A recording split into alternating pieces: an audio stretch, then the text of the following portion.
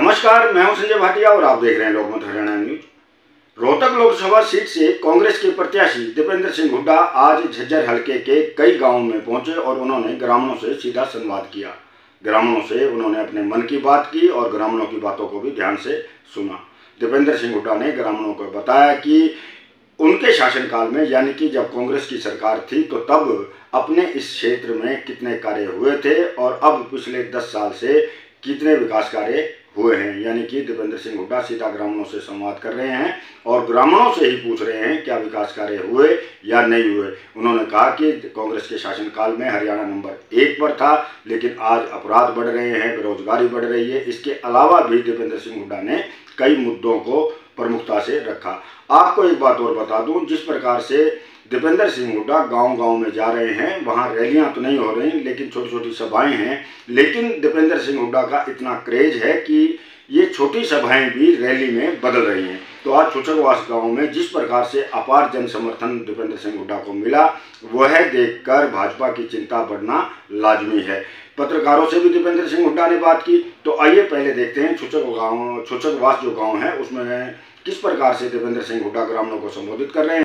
जो हमारे समय में विकास में देश में नंबर 1 था, आज वो प्रदेश बेरोजगारी में देश में नंबर 1 बन गया, महंगाई में देश में नंबर 1 बन गया, नशे की बढ़ोतरी में देश में नंबर 1 बन गया और सरकार द्वारा पूरी तरीके से अनदेखी में और सरकार के घमंड में भी देश में नंबर 1 बन गया। क्योंकि ऐसी स्थिति आ गई कि जो मुख्यमंत्री खट्टर साहब वो 10 साल हल्कों में किसी में गए नहीं, झज्जर हल्के में 10 साल में एक बार आए बतौर मुख्यमंत्री। अब चुनाव में तो आएंगे, वो एक अलग बात। मुख्यमंत्री के रूप में एक बार आए, यानी कि यहाँ के विकास कार्यों के प्रति उनके कितना लगाव था, आप अंदाजा लगा सकते हैं। ये वो क्षेत्र है जिस क्षेत्र को जो वो क्षेत्र है, दिल्ली के एक तरफ गुड़गांव, एक तरफ नोएडा, तो तीसरी तरफ झज्जर और रोहतक का क्षेत्र लगता है। दिल्ली की सीमा पे हम बैठे हैं। लेकिन जब से हुड्डा साहब के हाथ में प्रदेश की कलम आई और अपने इलाके में राज है, अपने इलाके के एक बेटे को मुख्यमंत्री बनने का अवसर मिला, उससे पहले इस क्षेत्र में उसने विकास कार्य नहीं थे। दिल्ली की नजदीकी का हमें फायदा नहीं मिला। जब हुड्डा साहब का राज आया तब आपने मुझे आशीर्वाद दिया यहाँ से, तो हमारा इलाका आगे गया। बहादुरगढ़ मेट्रो से जुड़ी तो झज्जर रेल की लाइन से जुड़ी, 4 लेन की कनेक्टिविटी से सारे शहर जुड़े, तो कहीं थर्मल के कारखाने आए, कहीं रिलायंस का एमईटी आया, तो कहीं एम्स बादशाह टू नेशनल कैंसर इंस्टीट्यूट आया, कहीं बड़े बड़े उद्योग पैनासोनिक कहीं आया, तो कहीं योकोहामा आई, तो कहीं जेके सीमेंट आई। बड़ी बड़ी इंडस्ट्री को हम अपने क्षेत्र में लेके आए। उसके बाद जब राज बदल गया, कितना नुकसान हुआ इसका अंदाजा इस बात से आप लगा सकते हैं। हमारी जब सरकार बनी तो 9 वर्षों में हमारे अपने इलाके के 17 शहरों में और कस्बों में हमने बाईपास निकलवाने का काम किया था, 17, और 4 मंजूर कराए थे जो पकड़िया में थे। झज्जर का बाईपास बनवाया सबसे पहले, झज्जर का बना, बादली का बना, बहादुर का बना, रोहतक का बना, कोसली का बना, कलानौर का बना, महम का बना, बाईपास सापला का बनवाया। ये उस समय सारे बाईपास बन गए थे और 4 बाईपास मैंने मंजूर कराए थे 2013 में। छुचकवास का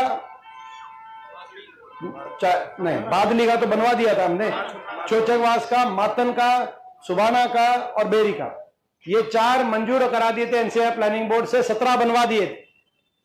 आप जहां कहते थे, आप समझो कोई नई इंडस्ट्री, कोई नई थर्मल, कोई नई कारखाना दूर की बात है। जो मंजूर करा हुआ बाईपास था वो 4 साल, जो 4 बाईपास थे 10 साल में वो भी पूरा अच्छे से नहीं करा पाए। इनको क्या दर्द होगा हमारे क्षेत्र का, आप अंदाजा लगा सकते हो। अब तक तो पता नहीं क्या क्या हो गया होता, आप अंदाजा लगाओ कितना नुकसान हुआ।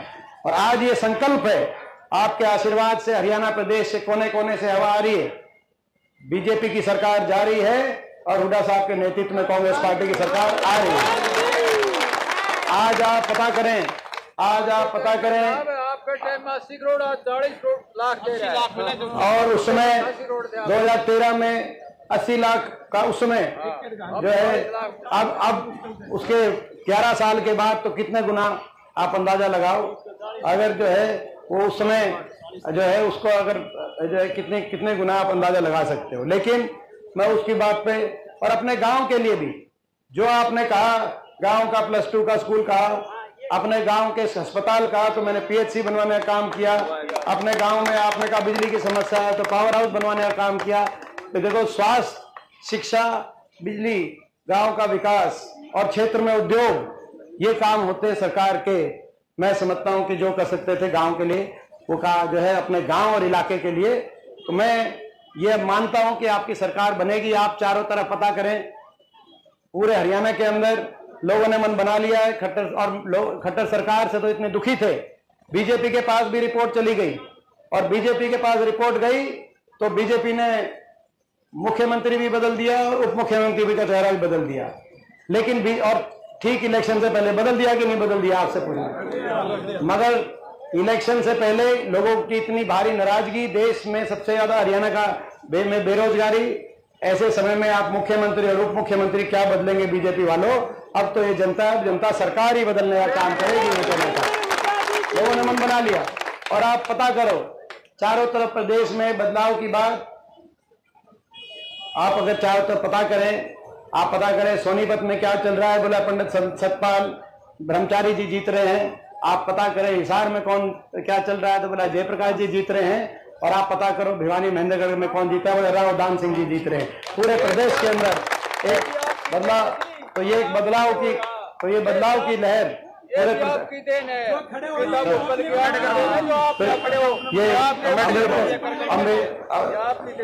जो हो सकता था अपने क्षेत्र के लिए, मैंने यही एक बात कही थी। और आज मैं यही कहना चाहता हूं, एक हमारा संकल्प है, प्रदेश में बदलाव होगा, अपनी सरकार बनेगी। और सरकार बनते ही 2-3 जो 4 हमारे संकल्प है, पहले उनको करने का काम करेंगे। बुढ़ापा पेंशन पहली कदम से 6000 करने का काम करेंगे। 300 यूनिट बिजली उपभोक्ता को माफ करने का काम करेंगे। 500 रुपए में गैस का सिलेंडर अपनी माताओं और बहनों को दिलवाने का हम काम करेंगे। कर्मचारी को ओल्ड पेंशन स्कीम दिलवाने का काम करेंगे।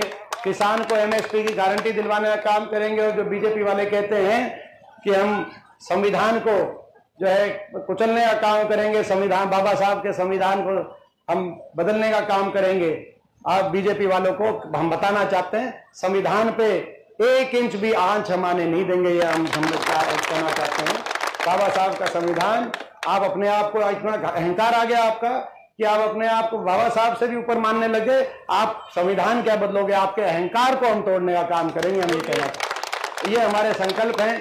2 लाख पद जो इन्होंने समाप्त कर दिए सरकारी नौकरी, 2 लाख पदों की भर्ती पहली कलम से समयबद्ध और पारदर्शी भर्ती, हम 2 लाख पदों की भर्ती हम लगाने का काम करेंगे, ताकि हमारे नौजवानों को रोजगार मिल सके, अच्छा भविष्य मिल सके। और हमारा ये इलाका जिसके बड़ी मेहनत से हमने विकास की तरफ ऊपर उठाया था, इस इलाके को दोबारा से विकास की पटरी पे लाते हुए, इस इलाके को आने वाले समय में यही संकल्प है कि आने वाले समय नोएडा और गुड़गांव से विकास में, झज्जर और रोहतक विकास में कम ना रहे, ये हमारा संकल्प है।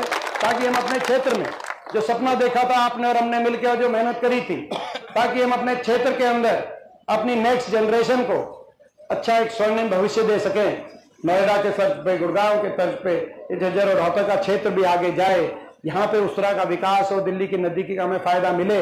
इसी सोच से हमने अपने क्षेत्र को आगे बढ़ाने के लिए सारे मेहनत करी थी। अब उस मेहनत को आगे लेके जाने का समय है। मैं पूछना चाहता हूँ, इस संघर्ष में अपना गांव छुचकवास गांव, इससे मुझे इतना गांव से मेरे को बचपन से लगाव है। और मैं मानता हूं कि हालांकि इस सरकार ने कुछ एक काम नहीं किया, लेकिन जब ये 2014 में आपने मुझे यहां से अवसर दिया और मैं विपक्ष के सांसद के रूप में गया, तो इन्होंने एक योजना चलाई, प्रधानमंत्री आदर्श ग्राम योजना। हालांकि वो योजना फेल योजना मिली, उसमें योजना के माध्यम से भारत सरकार ने कोई पैसा नहीं दिया। लेकिन हर सांसद से पूछा, एक कोई बताओ, 750 गांव में से मैंने एक गांव, कोई भी गांव बता सकता था। बड़े बड़े गांव थे, ऐसे गांव हैं जिसे एक गांव में 16-16 हजार वोट है। ऐसे गांव भी हैं हमारी लोकसभा क्षेत्र में।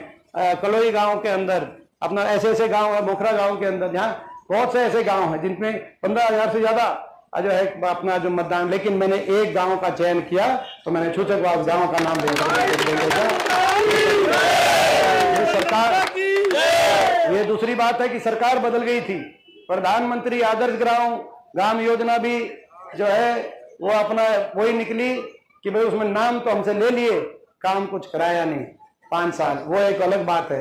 और जो है मगर काम तो होंगे, आपका भी मन जानता है, हमारी आपकी भी आत्मा जानती है, काम होंगे तो अपनी सरकार में ही काम होंगे अपने इलाके के। तो मैं पूछना चाहता हूं भाई अपने गांव से, भाई मैं अपने गांव से पूछना चाहता हूं, ये मेरा गांव है, बचपन से मुझे अपने गांव से बहुत लगाव है। मैं पूछना चाहता हूं भाई चूचकवास गांव में इस बार कोई कसर तो नहीं रहेगी? मैं आप सबसे पूछना, एक बार हाथ खड़ा करके बताओ भाई कोई कसर। और मैं विश्वास दिलाता हूं ये बाईपास तो छोटी चीज है, आप सोच सकते हो किस रफ्तार से हम आगे बढ़ रहे थे अपने इलाके को आगे लेके जाने के लिए। तो जो हो सकेगा अपने क्षेत्र को आगे बढ़ाने के लिए, अपने गांव के लिए जो हो सकेगा, कोई कसर बाकी नहीं छोड़ेंगे, अपने क्षेत्र को आगे लेके जाने का काम करेंगे। भाई मैं आप सबसे मैं आशीर्वाद भी, भाई आज आशीर्वाद भी, वोट भी और सपोर्ट भी। सपोर्ट का मतलब ये है कि आपको इलेक्शन संभालना है भाई, आपको इलेक्शन संभालना है, केवल वोट नहीं, आप अपनी जानकारी में, रिश्तेदारी में, जहां जहां आप जा सकते हो आपको जाना है। आपको तो खुद दीपेंद्र बन के चुनाव लड़ना है। चूचकवास गांव का तो इतना अधिकार मैं रखता हूं। मैं आपसे पूछना चाहता हूं कि भाई ये इलेक्शन संभालोगे तो एक बार हाथ खड़ा करके बताओ ये इलेक्शन आज, तो भाई कौन कौन भाई संभालेगा इलेक्शन? वोट में तो सबने हाथ खड़े कर दिए थे, मगर सपोर्ट में कौन कौन अपना इलेक्शन संभालेगा? तो मैं भाई बहुत अपना